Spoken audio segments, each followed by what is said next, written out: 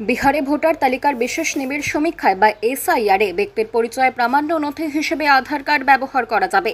সোমবার এসআইআর সংক্রান্ত মামলার শুনানিতে এমনই জানালো সুপ্রিম কোর্ট।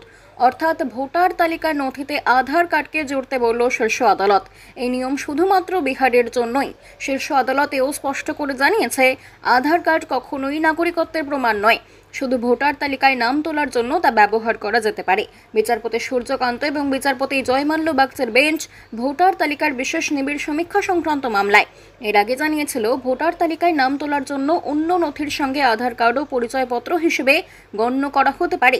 তবে এতদিন এ ব্যাপারে কোনো নির্দেশ দেয়নি সুপ্রিম কোর্ট। সোমবার বিষয়টি স্পষ্ট করে দিল শীর্ষ আদালত।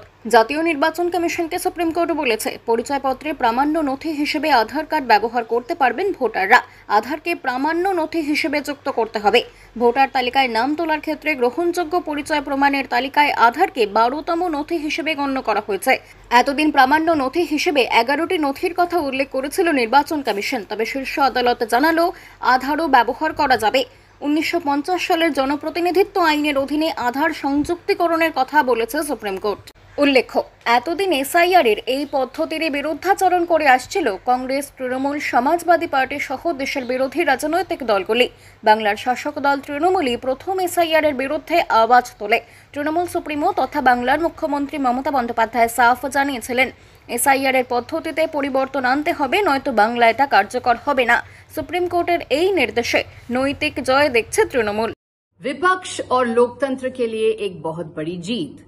आज उच्चतम न्यायालय ने चुनाव आयोग को निर्देश दिया है कि स्पेशल इंटेंसिव रिवीजन प्रक्रिया में आधार कार्ड को 12वीं दस्तावेज के रूप में स्वीकार करना होगा। चुनाव आयोग को आधार कार्ड को स्पेशल इंटेंसिव रिवीजन प्रक्रिया में 12वीं दस्तावेज के रूप में स्वीकार करना होगा। ये उन लोगों के लिए जीत है जो अभी भी भारत के लोकतंत्र में विश्वास रखते हैं, भारत के संविधान में विश्वास रखते हैं।